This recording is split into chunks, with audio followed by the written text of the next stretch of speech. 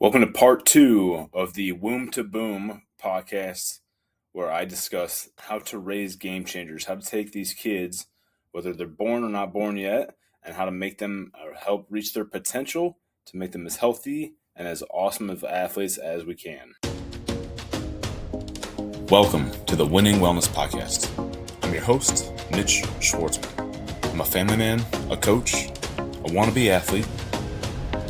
After earning 3 master's degrees and countless certifications, I've decided that podcasting is how I'm going to continue my education in all things wellness, longevity, and performance. Join me to learn along. Okay, speaking of counseling, speaking of mindset, I'm going to shift into a little bit of psychological talk here for a while. So there's a couple of growth and development models to be shared today.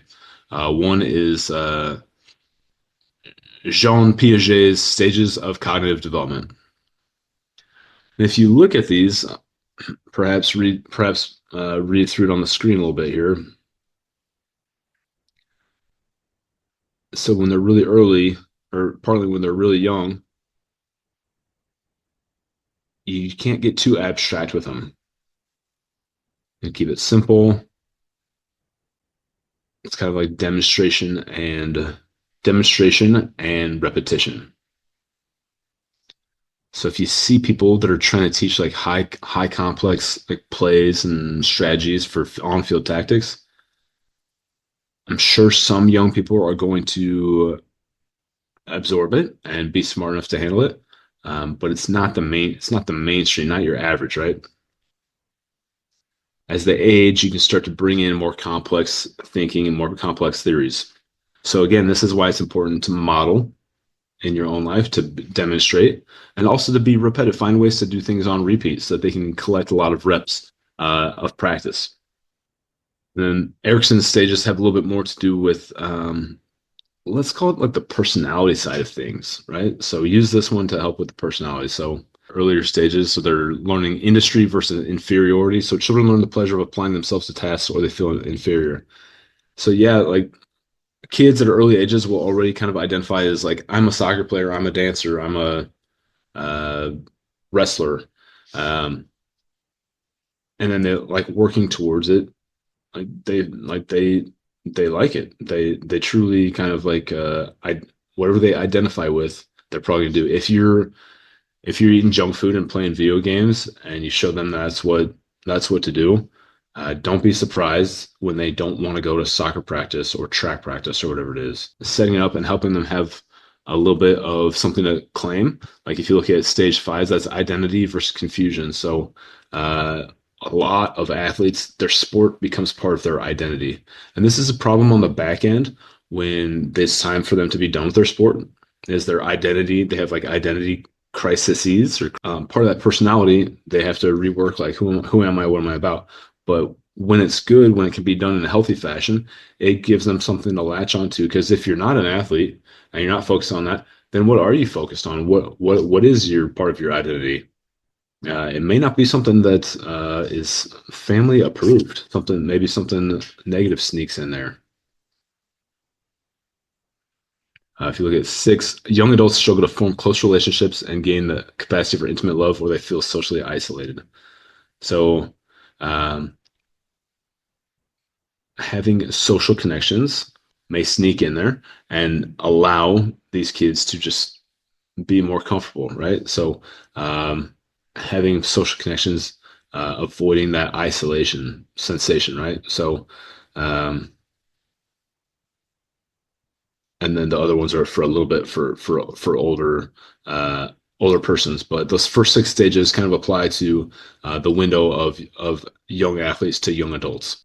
I mentioned being a play therapist or working in play therapy a moment ago, but just to run through some of my favorite tidbits from that would be play therapy. What are we gonna do? We want to put in time for introspection. So one of the biggest issues with young children in this day and age, like there's no opportunity for boredom. There's no reflection on life. because they're too busy holding an iPad or a cell phone or a video game. Or like when I was younger, what did we have, like 10 10 decent channels on TV and like 10 or 15 VHSs at the house. Um, at some point, there's nothing on TV. There's the VHSs have been watched too frequently. At some point, you just gotta like be done with it and let your brain do some other work. And that is fading away. And so try to build in quiet time, build in less technology exposure. High rates of technology exposure is not facilitating health and wellness. Um, Quite the opposite. So give them time to get away from those electronics, have more of like a natural approach to, humans genetics haven't changed much in the last 100,000 years.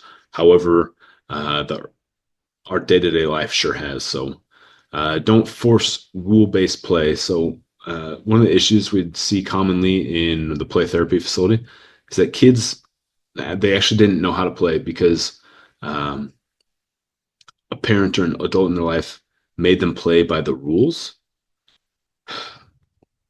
When you're like 5, you just want to like, it should be explorative. Like maybe the dinosaur can fly, or the train has a laser beam on it, or whatever it is. There should be freedom to break rules and make up rules and do things like that. So um, letting play just come from the kids side of things, and like adults should go with the program as opposed to forcing, no, this is how you play this game uh, on them. And that can be tricky sometimes. That can be kind of tough. I want to jump into a couple of sound bites from some of my podcasting that I've done that I've kind of taken to heart a little bit here.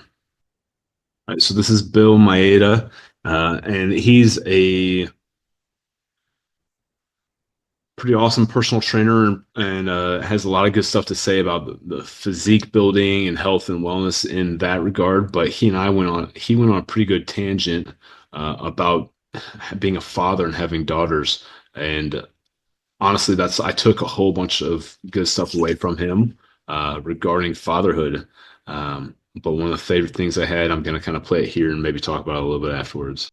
I, I used to say I'd rather have, I was just parroting what I heard people I thought were wise, what they would say. I'd say, you know, my job is not to be my kid's friend. And if I have to choose between them respecting me and them liking me, well, then fucking, I'm going to go with respect. But, over the years, that was before that was like when they first came out, my first one. And then as I got to kind of actually be a parent, I learned that both of those things were not really the approach to take. Neither being their best friend or, just being the enabler of everything, nor the hardcore drill instructor. I learned that earning my children's trust, that was what, and I have a 20-year-old now, and my other ones are going to be 11, but my wife taught me this because she also is a teacher. She's been a child development since I met her. And she said that, no, the best way to avoid all that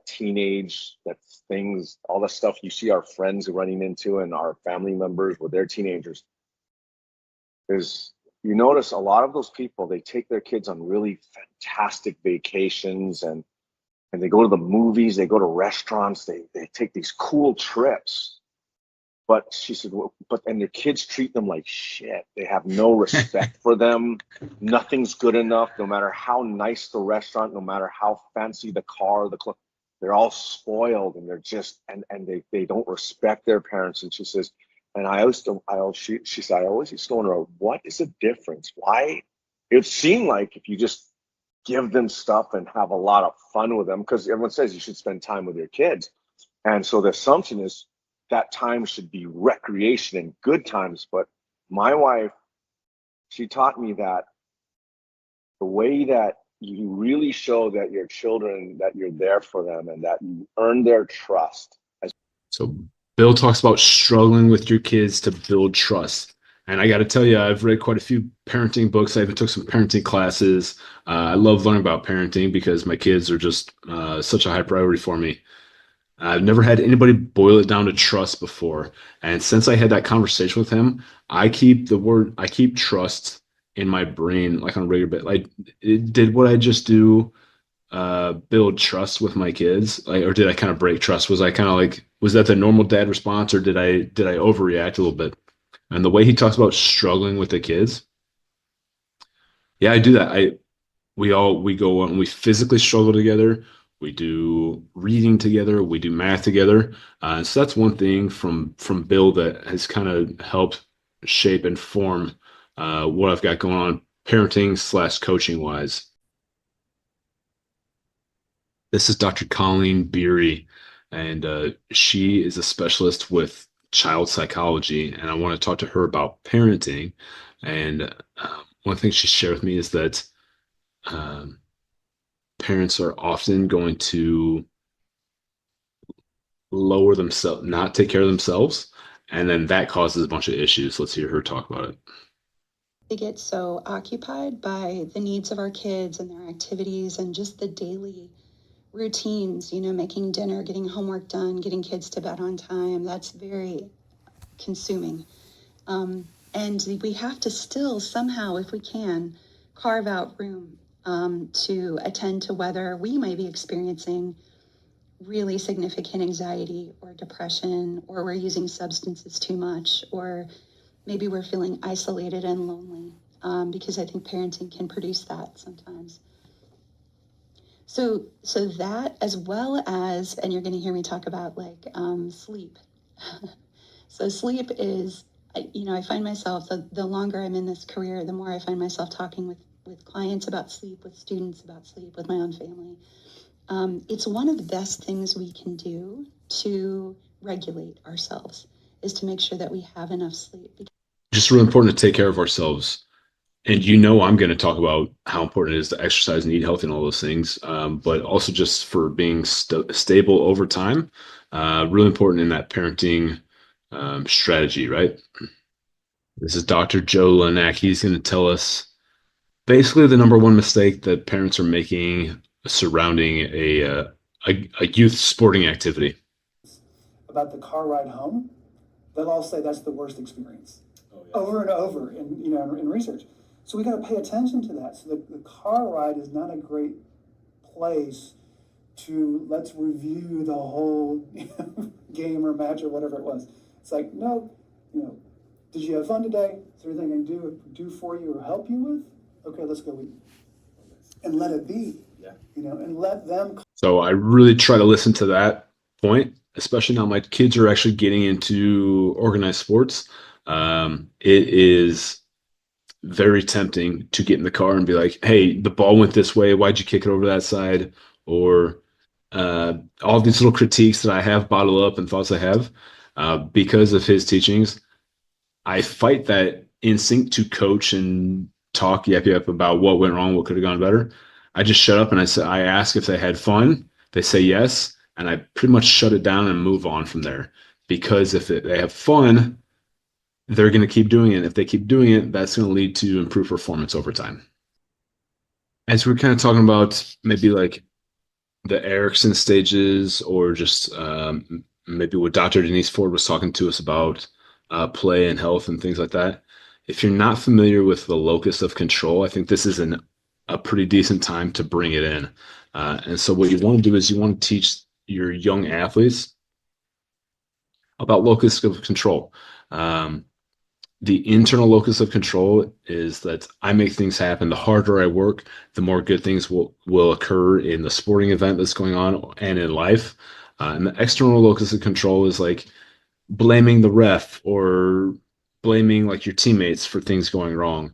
And so I think as coaches and parents, we set an example for that as well, but also linking it to, hey, buddy, you did great today. I think you scored that goal because you remembered that all the hard practice you've been doing, or your spelling test went good because you've been practicing that as well. So I think that's how we kind of tie in this basically pivotal characteristic and like skill set, like mental skill set, is that your mind, that you're actually just there to teach them to be victors and not victims, right? So this sounds kind of woo woo, but the science is actually pretty solid on it. Nose breathing is much healthier for human beings than mouth breathing. And if you can get growing children to nose breathe, it will actually help develop their jaw structures and their nasal cavities in healthier fashions. So getting your children to breathe through their nose and through instead of through their mouth may actually improve the quality of their teeth. You might help reduce braces or orthodontic work or anything like that.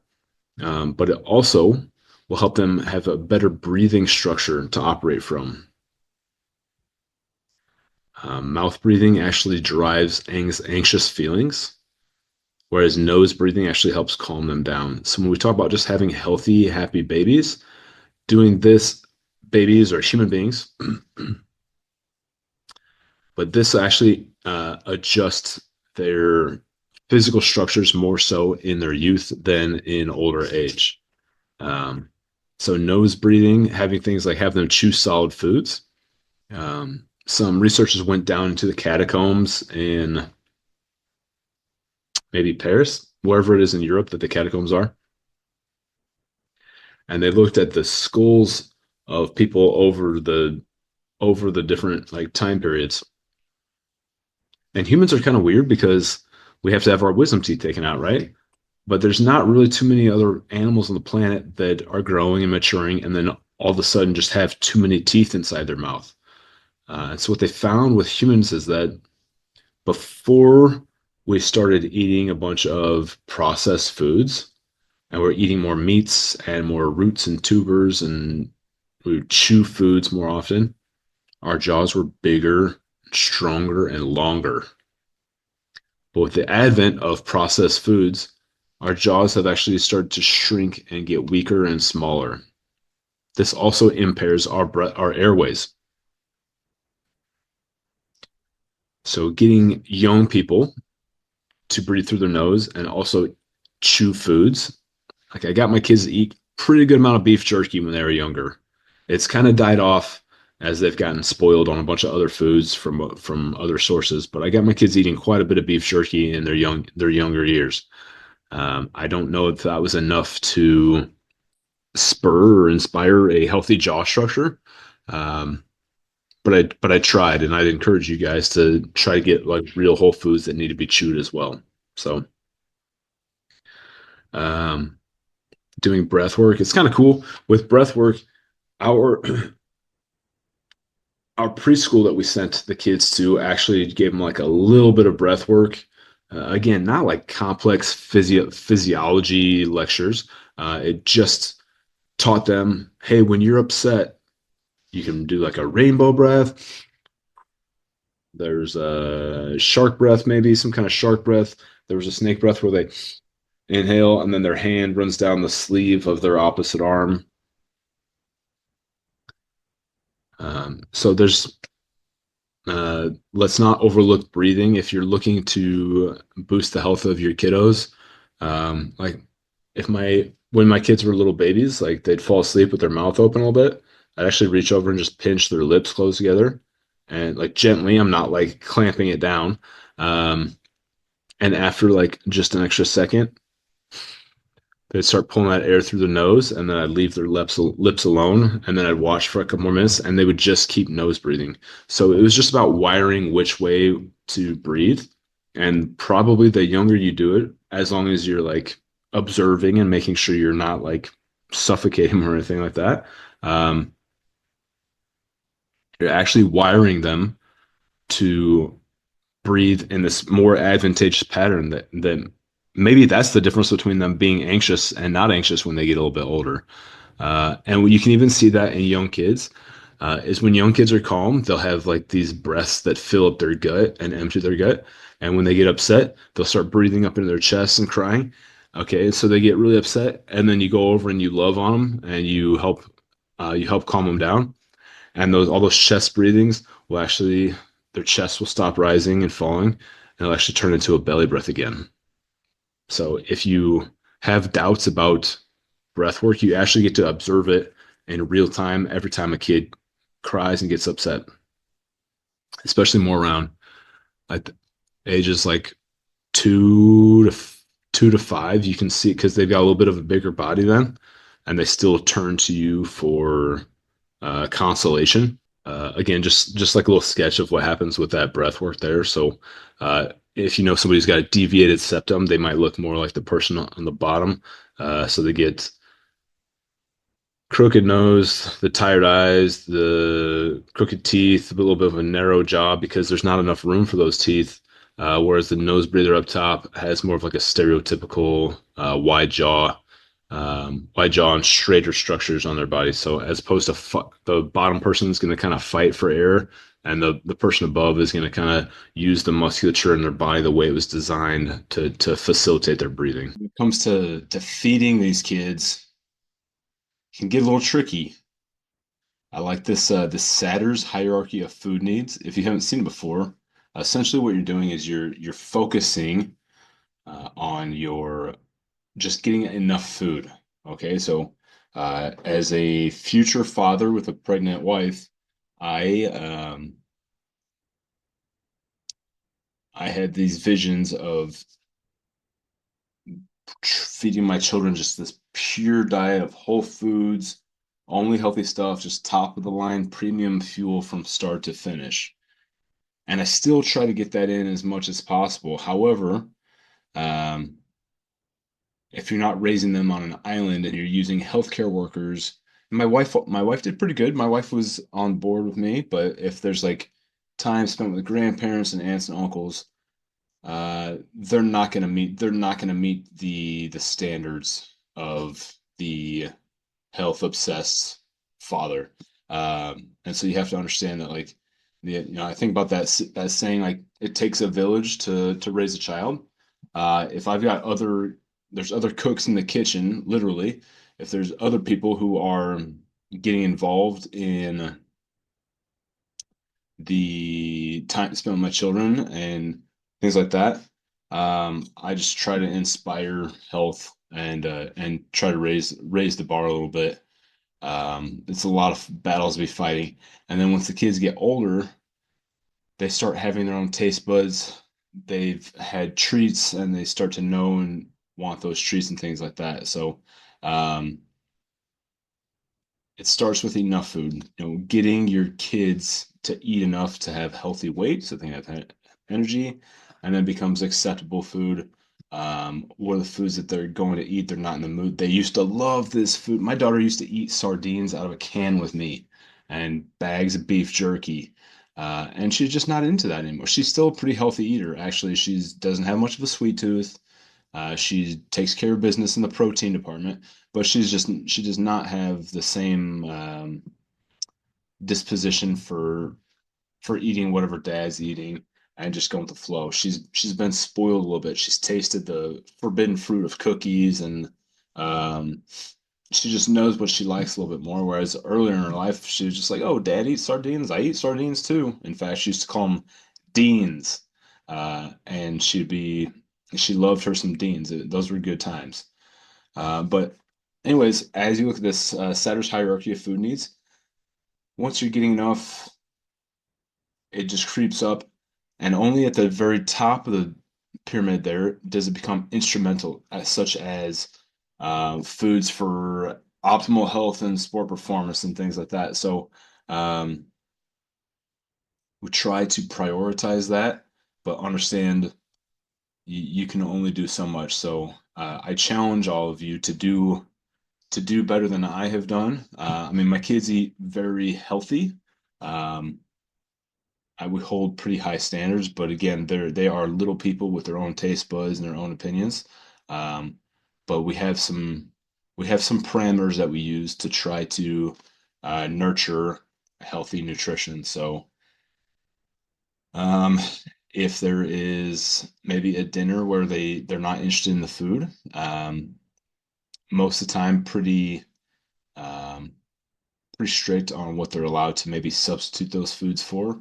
It's pretty much usually just comes down to protein. If they eat their proteins, uh, they're usually good on anything else. So um, if they don't like the main course, but we try not to bend over backwards for dinners or for family meals. Is if they don't like it, we'll allow substitutions within reason. Um, but we don't want to become personal chefs who are always chasing our tails, because you know what? Whatever they want now, they're gonna want something different 10 or 15 minutes later. Um, the hungrier they get, the better that first meal looks. So not very big on, don't want to punish them or yell at them for not liking the food that's in front of them. Um, Looking at enough food at the bottom there is that we trust that if they're hungry enough, they'll eat it. However, we're not sitting there having arguing matches or yelling at them for not eating those foods. But we do. You're not gonna have a lackadaisical dinner and then go grab treats and snacks 10 minutes later. So that's kind of where our standard is that that's okay if you don't want to eat it. You can have a healthy substitute, or if you're not going to eat and not going to focus on your food, this will just be your snack for 20 minutes later or an hour later, and whenever you're wanting to come back around. As far as eating, when those babies are young, just think about what's that breast milk is comprised of. So um, breast milk, mostly fats, most calories coming from fats there. And my kids really, really loved fatty foods. So fatty salmon, fatty beef cuts, egg yolks. They like those. They call them juicy eggs. They like, you know, soft scrambled or sunny side up eggs. They like that to make it like a volcano explosion where you pop the yolk and then it oozes out. And so they like to get in that. So my kids have always really enjoyed eating fatty foods, and I think that's just natural and that they're younger. So we provide that to them, whether it was sardines back when Matilda was younger. They both have always kind of liked eggs more or less. So don't be afraid to kind of mimic what breast milk will be when they first started eating foods when they're younger kids. Again, looking at what breast milk is comprised of, and also just pretty standard like nutrition. Um, we let the kids have carbs, like we're not limiting their carbs by any means. But when they're really young and they're not capable of jumping up and burning off that extra energy and things like that, um, we did try to steer on the lower end of carb intake, just for the reasons as that they weren't jumping up and burning off the calories, and they weren't. That nutrition doesn't mimic what they would eat with a breast milk diet, uh, which is what they would have at really early ages naturally.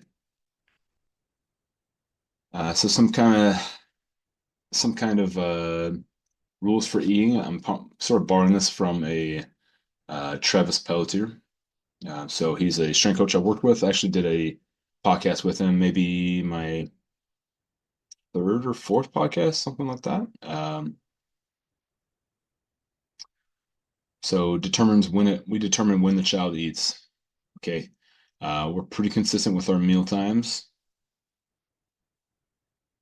and we hold some standards about how much how much freedom they have on just grabbing a meal at random times. Again, we pick what they eat. We're not always the biggest sticklers on this dish here right now, but we're not going to redo an entire dinner for somebody, definitely not on a regular basis. But we'll let them substitute maybe out their proteins. So that's the biggest thing we worry about is if they get their proteins in at the table, we have some flexibility on how much they're going to kind of eat on the other thing. Yeah, if you look at 2.2.B, we we are eating the same foods that we're asking them to eat. So it's not like we're eating popcorn and then they're supposed to eat asparagus.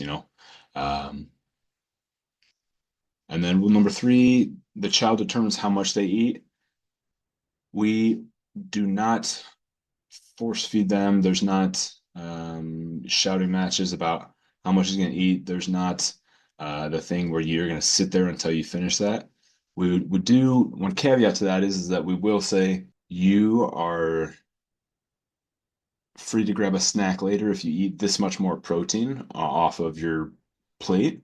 And if you don't eat that much protein, then that's going to be your snack later on. So there has not been hardly any, if any, shouting matches about finishing your plate or eating all of those X, Y, and Z vegetables or fruits or whatever it is that are on your plate. So it's okay if they don't finish all their food. However, we're gonna take a look at how much they actually ate and determine if that frees them open to move on to the next like snack or whatever it is that might come out of the kitchen a little bit later. Childhood obesity today, it can be a problem, and what they found is that there is this interesting holding pattern for children and adolescents prepubescent with their number of fat cells into adulthood.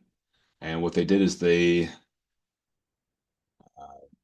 exposed them to, I think they got exposed to some type of radioactive material, 14C, and then so they tested them on that, and then they were able to re-examine it 20 years later and see what was going on in the body.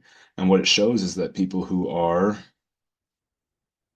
obese in youth, one of the reasons that they tend to be obese later on is that they hold more fat cells. So apparently, and it's not the biggest deal because people who go through liposuction can fatten up once again once they're done. So they actually remove the fat cells, but those fat cells are really good.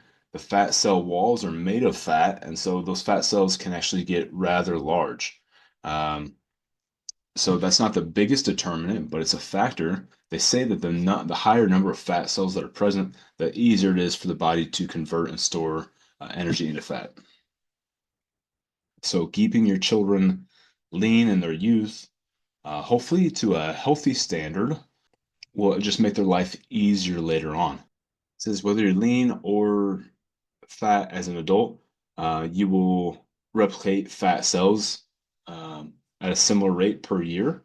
But what they find is that early in life, things are different compared with their lean peers. Obese children add new fat cells at twice the rate, which is why they end up with a bigger complement of fat cells. So you're stable in adulthood, you're a little bit more stable with your replication of fat cells. But earlier in life, a fatter child is actually going to obese child is actually going to add in fat cells more easily. So it's sort of it's a slippery slope of once you're becoming obese, it becomes easier to stay obese. And then pulling from the book Deep Nutrition, we've talked about this Kate Shanahan once or twice today already. Some of the big pillars from around the world is to eat meat on the bone. And the idea there is that you're getting less processed, you're getting a whole food, and then also the bone and the connective tissue and things like that is going to hold nutrition that will seep into the meat and actually make it more nutritious. So again, organs and offal. Uh, I think a lot of us know about calorically dense foods, like maybe like a Twinkie or a can of soda, a lot of calories and not a lot of effort to get it into your body. Well, we also want to think about nutrient dense foods. So, uh, organ meats and parts of the animal that are not just skeletal muscle, which is what most beef and steak is, those hold way more nutrients. In fact, when predatory animals devour their prey, oftentimes, the skeletal meat is the last thing to be consumed. The organs hold a lot more of the nutrition, or that's what I'm told. And I've seen a little bit of National Geographic action. So we're actually eating most of us just eat the secondary quality meats off of a lot of animals. And she also promotes fresh, raw plant and animal products. So just reducing processing and then fermented and sprouted foods. So good for the gut, building out a gut microbiome, something to be aware of, particularly if there's gut distress. If the gut is healthy and happy, maybe not the biggest priority, but if there's something going on with suboptimal digestion and food processing, that may be something to refocus on. Sleep is another one of those things that I would consider a top contender for being the most important thing. Uh, my kids are just like you and I are. We're different variations of ourselves on a good night's sleep or a bad night's sleep. Take however different you feel after a good or bad night's sleep, and then with a little kid, just exaggerate that out. When my kids get good sleep, it it shows, and when they get bad sleep, it shows. Um, and I just looked at all this sleep as one of the reasons that's so important and so crucial. You can't really go back and make up for missed sleep. Missed workouts, you can make up for. Missed nutrition and eating, you can make up for. Missed sleep, you don't always get to make up for it. Naps and things like that help. Sleeping in helps a little bit, but not too much. If you're truly a bad sleeper, and that's day after day and week after week, at some point you're really flushing a lot of opportunities to sleep and grow down the drain. And if we think back to our Schamen's curves and a lot of our neurological development that happens early on in life, this is a shame because you're hindering your child's ability to grow an awesome nervous system on top of their immune system and their uh, everything else, their physical structures, but really that nervous system, helping your children get good nights of sleep, awesome for their nervous system. That brain development that's going on, the brains are exploding, their nervous system exploding at a young age, and that sleep really helps. Simple tips for sleeping: make it quiet, use a sound machine, or maybe like a little lullabies or anything like that to help the kids calm down, wind down, get to sleep. It also works for adults, right? Make it dark to sleep. So on top of sleep quality, children who have nightlights in their bedrooms have a dramatically improved chance of being myopic or having the need to get glasses. So those eyes are supposed to rest at night, and something about those night lights, it kind of wears out the eye, doesn't really let it fully rest, and then they end up needing glasses later on. So, do yourself a favor, do everybody a favor, try to wean them off of those night lights or make the night lights basically non-existent. In that it will be better for their eye health, better for their sleep, and get to save you some money later on. See, make it cooler environment for sleeping. Maybe teach them how to do a little bit like deep breath work. Make sure they're getting enough physical activity. Yeah, as far as nutrition and what they're eating and things, I would just say that probably for younger children, the biggest thing is just they're gonna procrastinate and they're gonna fight that bedtime, things like that, and they're gonna want to eat right before bed. They're just gonna magically get really hungry right before bed. Do your best to shut it down, avoid the sugars, avoid sugar right before bed. That's not gonna help out. I actually did a whole podcast on this. How to create your future, the benefits of like narrative therapy. And when it comes to this is actually sleep related. So my children for the last few years, for our bedtime routine, they get stories almost every single night. So um, and the way it started is that I just started telling stories about myself as a child, like whatever silly little thing I could think of, and they just ate it up. It fascinated them that these old people they know now used to be little kids. They just loved hearing stories about myself and family members.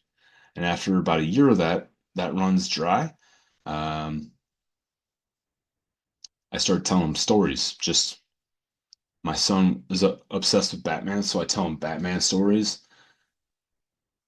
And you can only, after you tell a story about Batman fighting the Joker or about Two-Face, almost said Scarface, but maybe that is not really appropriate. He doesn't need to hear about Tony Montana at age 5 or whatever.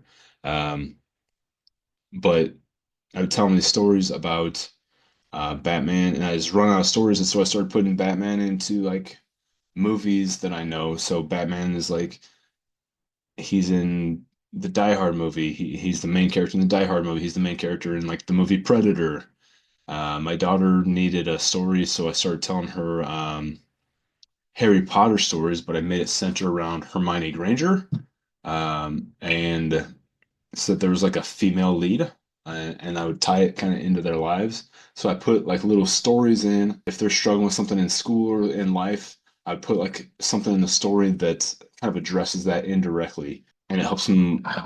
We get some laughs, they get some lessons, and they get some sleep, as it puts them right to sleep. So if you're looking for something to do with your kids, A, tell them stories, and B, tell them stories at night to help them go to sleep. Coach Paul Check. So I'm not going to go on a huge tangent or rant about how to train children. Um, I think if there's enough feedback that that's of interest, I guess suppose I could.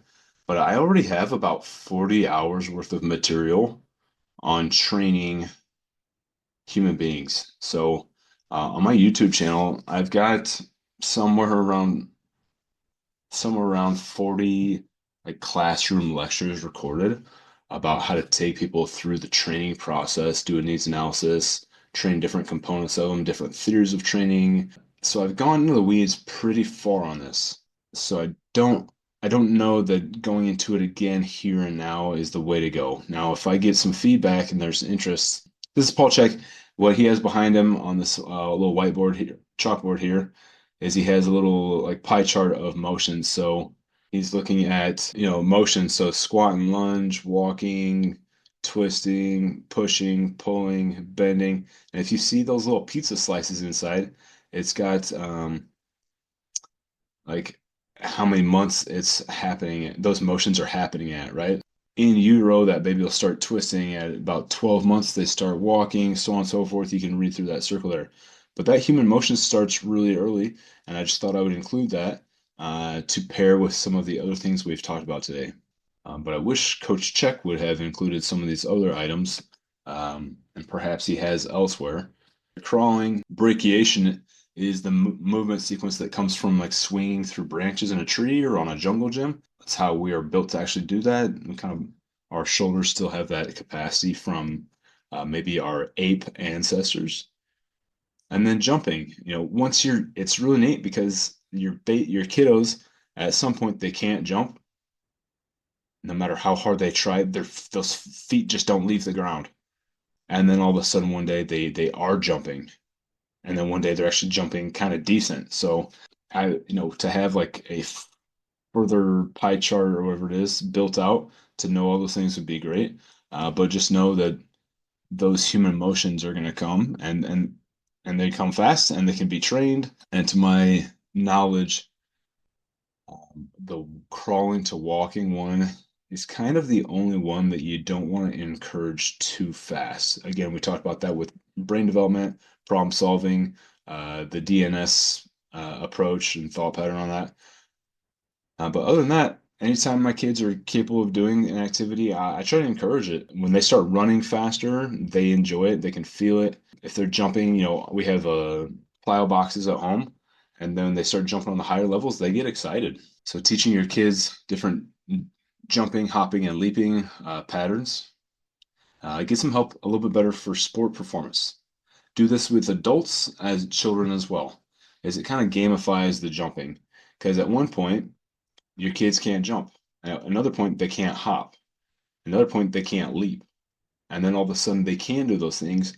And then you can challenges for distance and combining motions, and just some fun little stuff like that. And the attention spans for something like this, so. But as they get a little bit older, and they tie this into sport performance, I think you're going to get a little bit more out of it. So one thing I don't think we've talked about today is pruning. Pruning is it's the brain's way of trimming unnecessary skill sets. For me, my brain doesn't know how to speak Inuit or Mandarin, and there's supposedly sounds within those languages that if you haven't heard them in the first like 10 years of your life, you will neither be able to hear them or pronounce them for the rest of your life because your brain prunes it. It just chops off that ability. If children are not doing these unique motions like this, there's almost a little bit of pruning that occurs. They say that a lot of adults are terrible skippers because they didn't skip very much in their youth.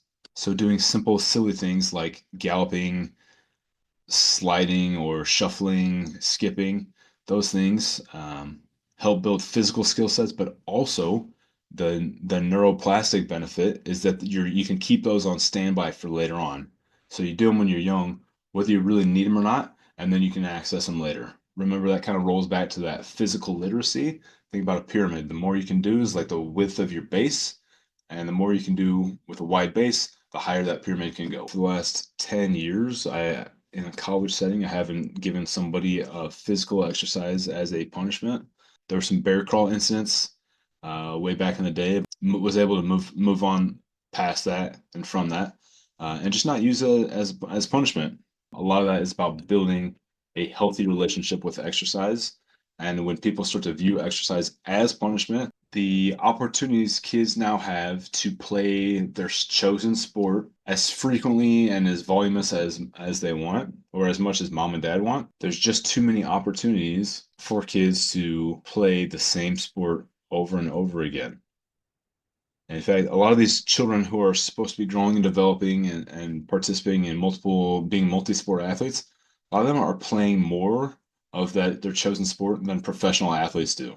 The problem with this high volume sport performance and participation, I guess I should say, is that these young bodies, they're breaking down. They're getting overuse injuries. So not only do you have psychological ramifications, desire and motivation are going to drop through the floor, I guess I should say. But you get physical injuries. More commonly known one would be Tommy John surgery. So this is a tendon in the elbow that gets overstretched and possibly torn from throwing a baseball too often. There's this Dr. Andrews of the Andrews Institute, which is down in Pensacola, says that if you're operated on in the 8th or 9th grade for Tommy John's procedure, your chances of reaching the collegiate level goes down about threefold. So if you've pitched and thrown a baseball so much, but by the time that you're 13 or 14, is that you're already having a Tommy John surgery, that is a sign of major overuse. There's got to be some diversity, some variety in what that child is doing. And Dr. Andrews says in a 2015 interview that he went on from performing surgery on one or two high school players in '97 to now 80 or 90 a year. That's good business for him, but terrible for a lot of families and young men who are just trying to get better at baseball. And what they should be doing is rotating sports, picking up different positions on the field, and creating diversity within their approach to training. A little image of Tommy John surgery. Let's talk about passion versus pushing. Look at passion. We've already actually heard from Wayne Gretzky today. So we've heard from Gretzky and his thoughts on staying passionate and diversifying what you're doing and following what's exciting to you. But two other texts that you might want to pick up if you're a coach or a parent would be the Matheny Manifesto, which is Mike Matheny's. Once he retires, he goes and he does a little bit of coaching for like his 10-year-old son's team. And his big thing there is he's pushing making the game joyful again. Is that we're not doing the thing where we politic for our sons to get starting spots, or we badmouth the coach or decisions for losing. Is just keeping it positive, because his experience was that the reason he was a good baseball player, the reason a lot of the guys he played with were good baseball players, is because they loved playing. Because they loved playing, they stuck with it and they played a lot and they tried hard. And his fear, because he was seeing it already with these youth athlete families, is that the parents are getting overly involved and basically just ruining the game for everybody. So his approach is that he was going to keep things light and fun and let all the players get some good experience, but that he would not allow families to come in and try to politic him or tell him what's going on. Is that his number one priority was to get the boys to enjoy baseball, and he believed that if they'd enjoy it, they'd stick with it, and that's how they'd get better. He wasn't trying to make them baseball machines as 10-year-olds. He was just trying to show them the joys of the game and to improve while they're there, but to make it a good experience.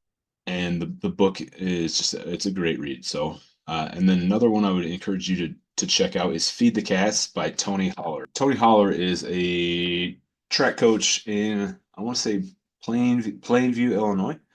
But basically what goes on is he's coaching there for quite a few years, and then it's time for his own son to come to high school, and he just assumes his son is going to come run track for him. And his son kind of says, "No, I think I want to try baseball instead." So his son doesn't want to run for him, and his track numbers are dwindling. And he just did some like reflection, and he thought back to when he was a high school athlete, and his track coach called them, you know, the Dragons, and it said maybe their real mascot was like a pirate or something, but he called his track coach said we're gonna be the Dragons because you're gonna be dragging your ass all over this track. And the way he was trained was he was trained to exhaustion. And the way he was training his athletes was to exhaustion. He was fatiguing them and working them out and wearing them out. But when his son said that he didn't want to come run for him, it was a huge gut check moment. And what he did in that time is he looked at what am I really trying to get out of these sprint workouts? I want the kids running faster. How well conditioned do I need a sprinter to be? Well, not really, not that much. And conditioned to their task, yes, but conditioned to be able to do a bunch of work that's in superfluous volumes from their actual sprint event. And in that kind of time, he decided to move on from the exhaustion style training and to sort of switch it into like a premier performance style. So instead of having athletes come out for an hour and a half or 2 hours of exhaustive training, a lot of times this training turned into like 45-minute sessions. They'd come out, they'd warm up, they'd run a few hard sprints, and that would be it for the day. And everybody just started enjoying it more. It wasn't something they didn't have to fear practice. They'd go out and perform and get excited. He would track everybody. He would record, rank, and publish. He'd track what people were doing and show it off to everybody so that they could compete and do all those things like that. So if Coach Tony Holler's program sounds familiar, maybe it sounds a little bit like Lance Mackey, the dog sled racer, who was breeding dogs who love to run and became very successful. Because Tony Holler has also become extremely successful in producing champion sprinters. For the last several years, he's had some of the top sprinters in the entire nation. And then on the right, you see Todd Maranovich. So his father, Marv Maranovich, was a professional strength and conditioning coach in the NFL. And when you're obsessed with strength and conditioning and you have a son that's born to you, it's kind of natural that you would do basically everything in your power to make that son the strongest, best physical version of themselves that you can. And that's what he does. When Todd is a little baby, he's like, for like nursing, he's nursing on like frozen like beef kidneys, and he's going on like runs on the beach for like multiple miles as like a 4-year-old, and he's doing all these he's like learning how to juggle while balancing on a board. He's doing like balance work in the dark and just all these other things. His father cares enough to go all out with his training and make it a huge high priority, and it works. The experiment completely works. Todd is like this amazing college quarterback. He's a physical phenom. He's able to play at an NFL level. He gets in the NFL. The experiment completely works. Except for one thing. Marv kind of forgot the part where you like care and nurture for like the whole human being, and you give them like psychological stability and things like that. And so while Todd was just this freak specimen and athlete and capable of all these amazing things physically, he wasn't a real happy guy. In fact, he kind of turns to drugs and a little bit of crime, and he's just not happy. It was not the childhood and the upraising that really helped him become a well-rounded, healthy individual. He ends up running into these drug problems and other things. So That's what I think about with passion versus pushing. Is on the left you have three individuals who have kind of figured out that if you can create a passion-driven athlete, there's some major benefits to that.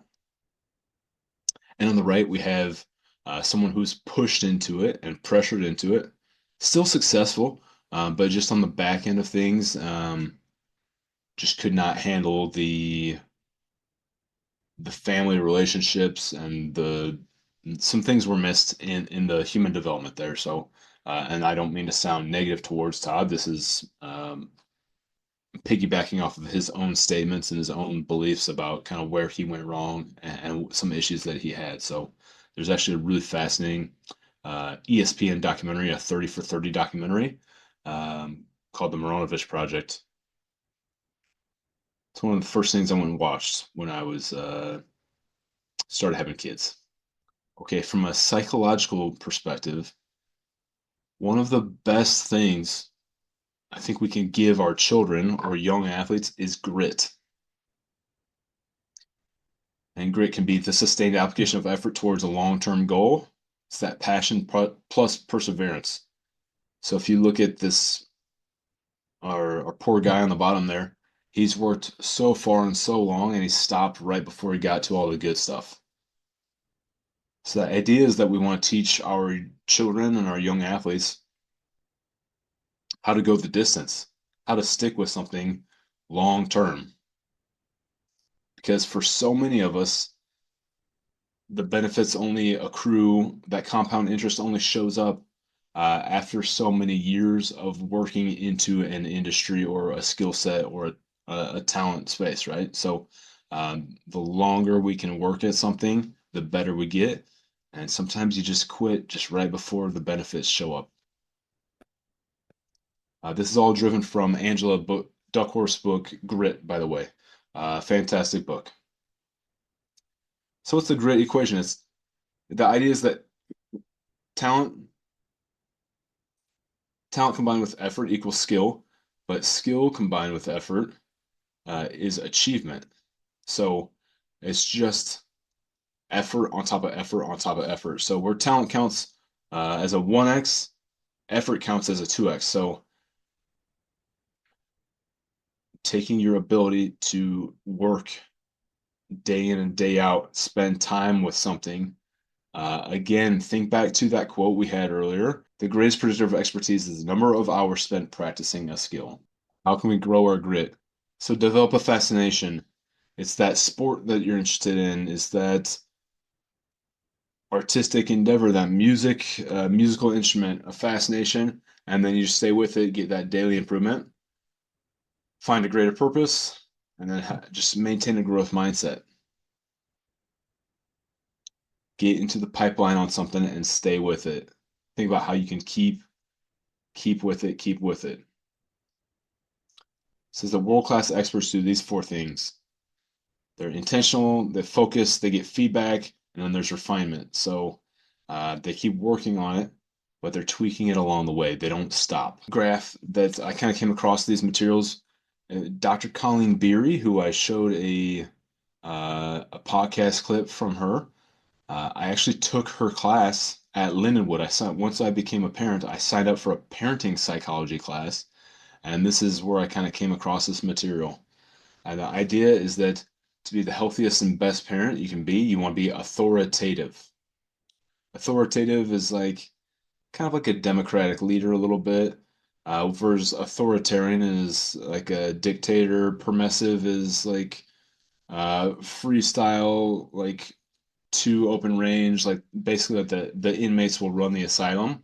And then uninvolved is like detached, neglectful, not good. You don't want to be uninvolved. So authoritative is the ideal situation where you're a leader, but you also let them have like a little say in what's going on. And for coaching purposes and parenting purposes, that's kind of the sweet spot.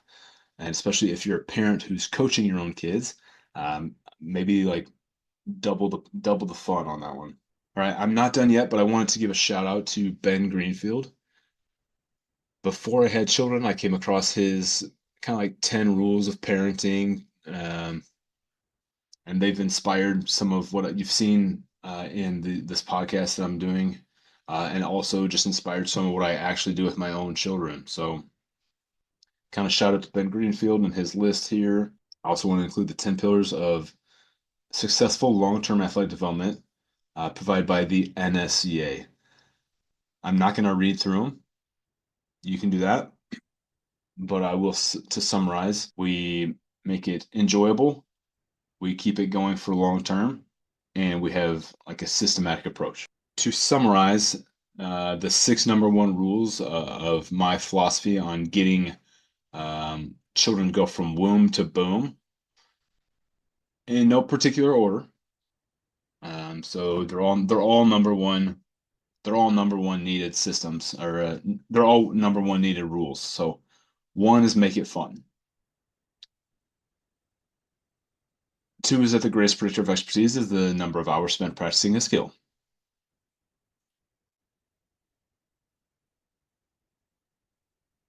Three is sleep. I guess it's number one, isn't it? Yeah, sleep. So, I mean, if they're sleeping poorly, you can flush so many other things down the drain. If sleep is so good for their immune systems, their bodies, their mental health, their moods, just everything. And then parenting and coaching, we don't get to be sloppy parents. I'm not saying that you have to be like an Iron Man or Iron Woman, but you have to be a stable leader for these children.